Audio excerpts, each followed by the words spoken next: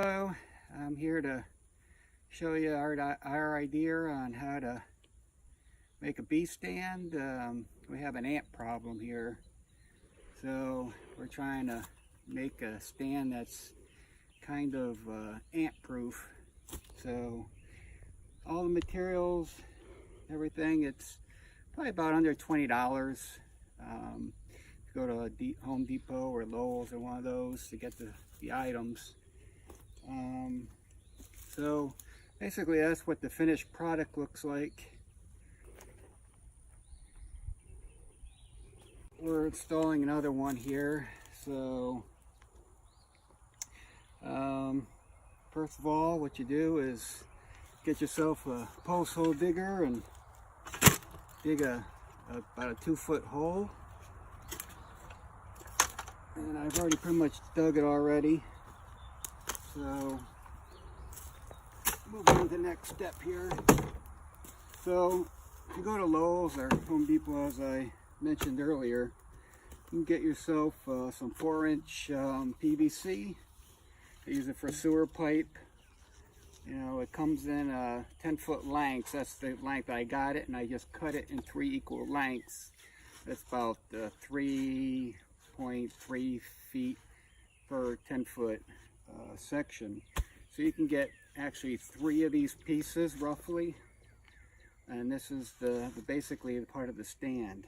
So what you do is put it in the hole. Now you dig about 2 feet. I like to tap it a little bit just to kind of set it in there. All nice. Now what I like to do is add some rebar, and the rebar is fairly cheap too. It comes in 10-foot lengths at the aforementioned hardware stores or home stores there. It's up to you whether you want to do it or not. I like to do it just for extra rigidity and some extra support. So I just cut it in equal lengths. A 10-foot length I cut in half, so you get about, you know, a 5-foot section. So what you want to do, or what I do, is I take and I pound it down in there.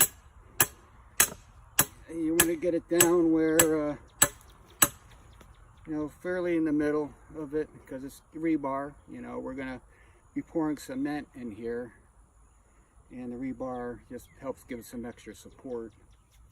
So let me go ahead and set this down in there, and you want to get all the way down.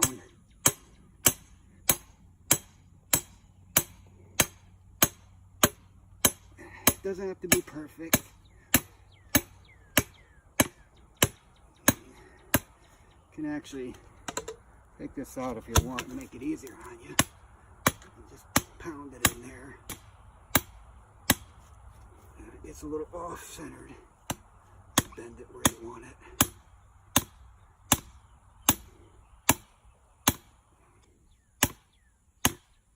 Like I said, it's just an extra step I like to do. You don't have to do it that way, but you want to get it down, at least down in there. And you come up here and look, get it down in there, fairly centered. So I'm going to put it just about 2 or 3 inches below the surface. Right about there, I think is good. I'm going to tap that gently. Alright, so you put the pipe in the hole, put the rebar in there, and the next thing you do, you take yourself a bag of cement. Now, Lowe's sells a 50-pound bag of cement. I think the 50-pound bag is like 3 something. And Home Depot does the 60-pound bags. So that gives you a little extra cement to use. Because I like to pour it around the base too. So it all sets inside and on the outside. It gives it that extra strength.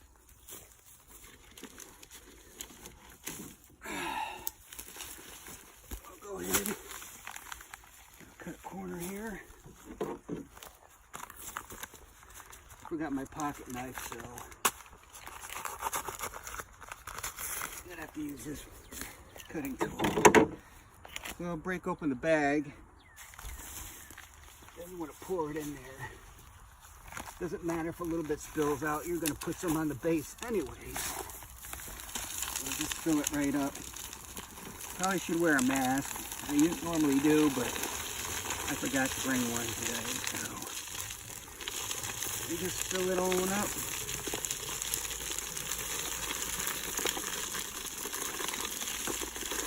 Get it all filled up.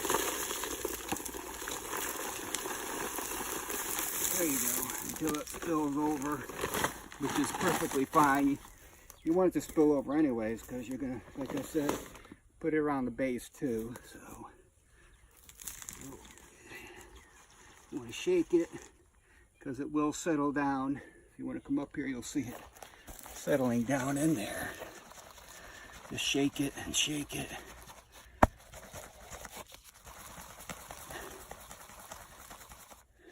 There. Of course, I'm going to continue to use the rest of the 60-pound bag to fill it up and then go around the base.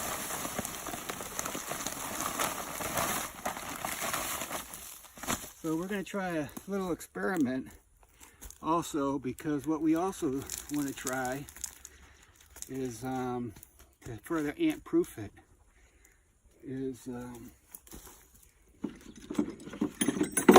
I went to the dollar store, took a hole saw, cut out the bottom here, and once I get this all covered in, we're going to slide this down and we're going to make a little moat. And then it's going to be kind of filled with water or oil or however you want to fill it with, and it's going to be just an added protection. Of course, what we've been doing is we've been putting grease around the pole too to deter ants, but we want to try this new technique to further, you know, make it a deterrent for ants. Or, yeah. So let me fill the hole in.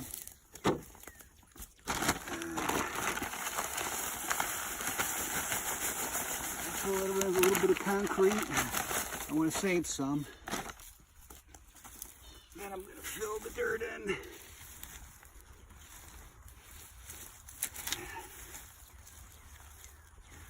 Just like that. So you're probably thinking, well, what are you going to balance it on? Well, I'll show you. This is where the trick comes in here. I'm going to get my level, of course, and some water. But what we're going to use these J-bolts. They're $1 a piece. And I'm going to wet the concrete and set these in at a certain height. And that's how we screw our base in. I'm going to show you that in a bit. So let me go get some water. I'll be right back. Right, I'm back. I went and I got some water.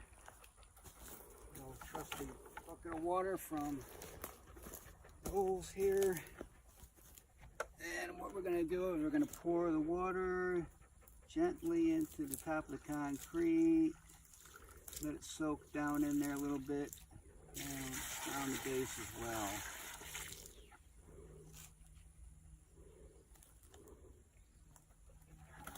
Now usually what I do is I take a level and I make sure it's level, but I forgot to bring my level with me, so got it pretty close to level, I think. So I'm gonna go with that.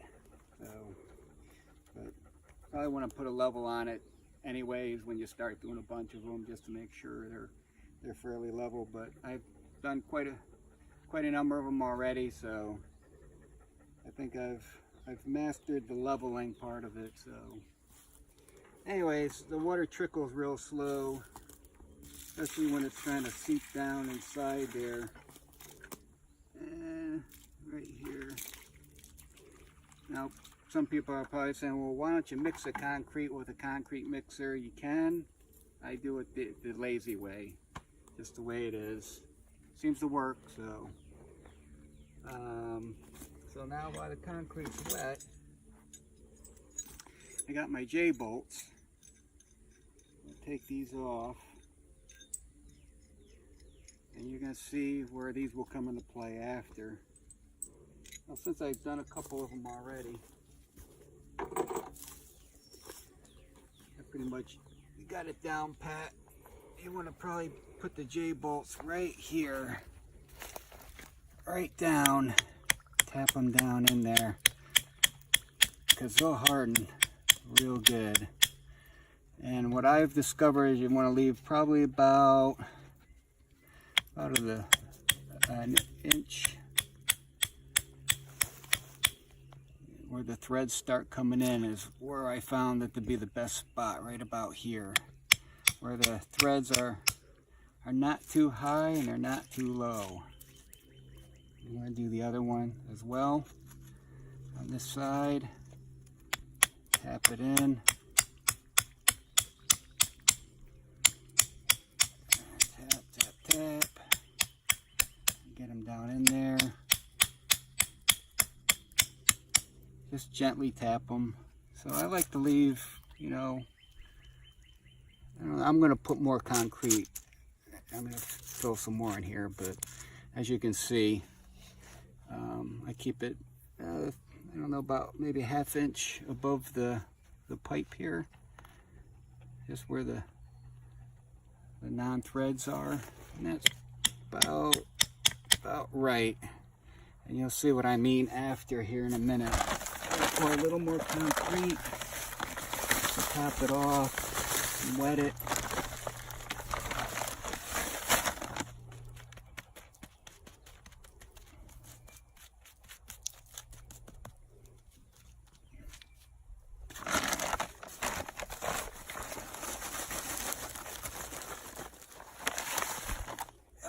Mosquitoes are out in force today.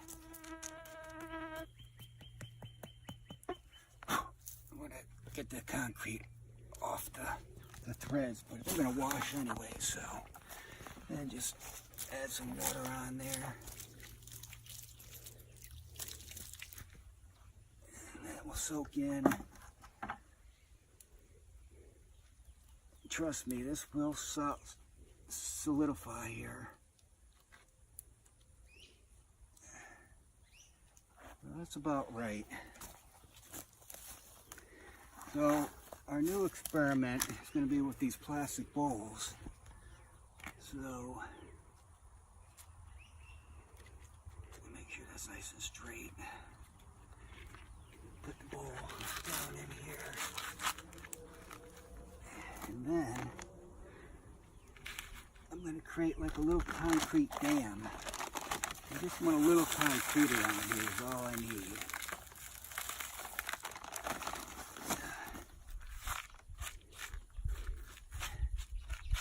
Basically creating a little bowl-like structure with the concrete, and the plastic's there for the forming part. So this is a neat experiment we're trying. Add a little water.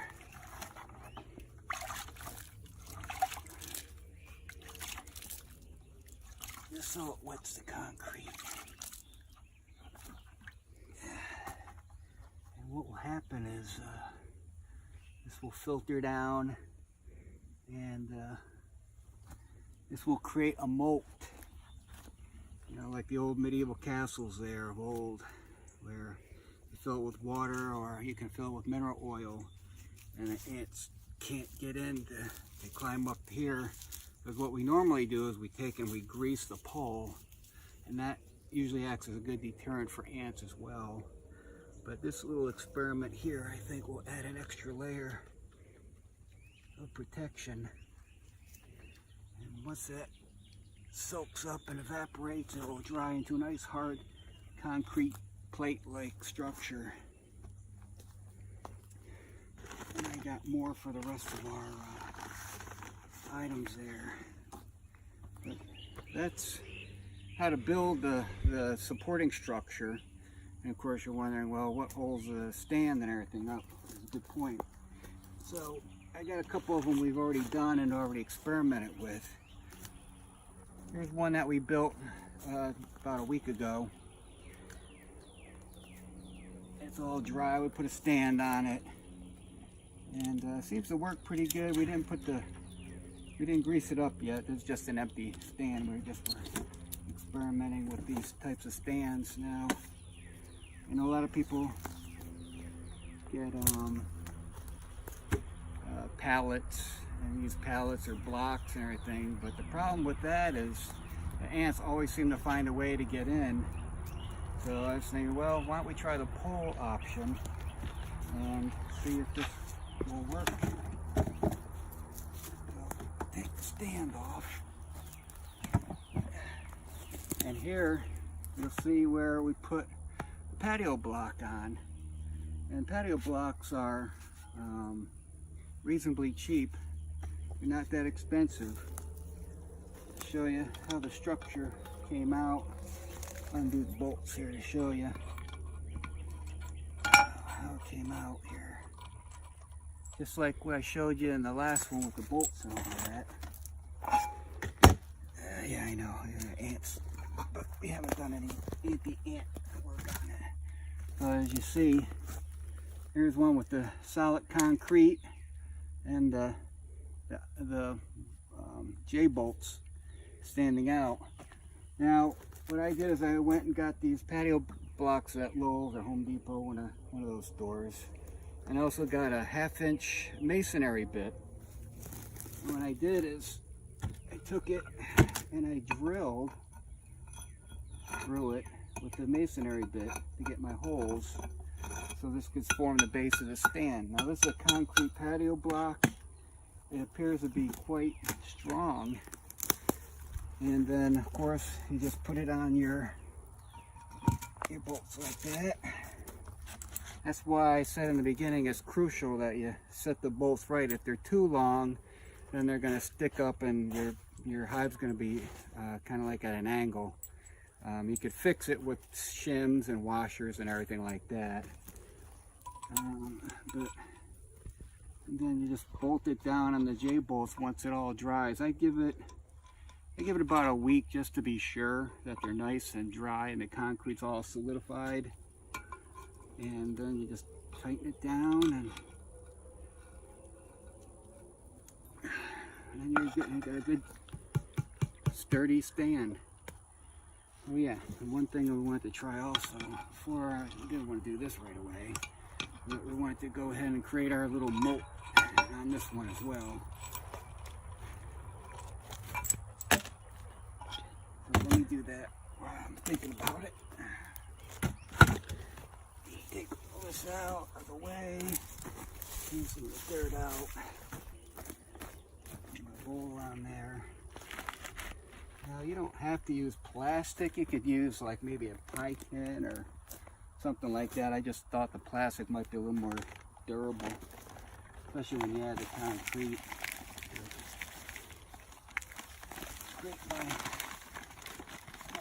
mold's out of concrete. I got another bag at the shed, so I run out, grab the other bag I got. And evenly put it around like that. Put a little concrete in there. And then smooth it out a little bit. Make sure you get concrete all around, because that's going to be your sealant. Make sure it waterproofs everything when it dries.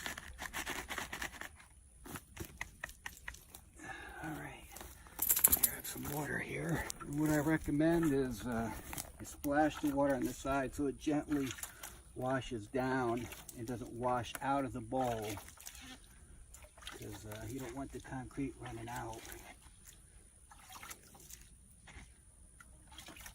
I don't know if I have enough concrete for this one or not. Just about out.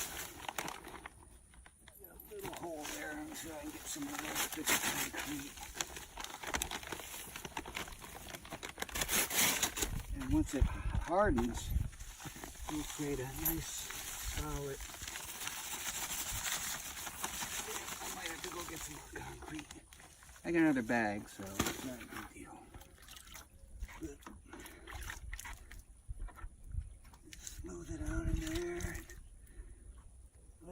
harden up. And in about a week it'll be solid and it'll be good to go. But that's it in a nutshell. So that's my idea, and use it for whatever means you want, and it's just an experiment that we want. Now you could try to use metal, piece of aluminum, you could use anything really. You don't have to use the patio blocks, but they were pretty inexpensive. And they seem to work fairly well, so good luck, have fun, and hope you like it. And we'll let you know how everything goes with us. So thanks from CB Farms, and talk to you next time.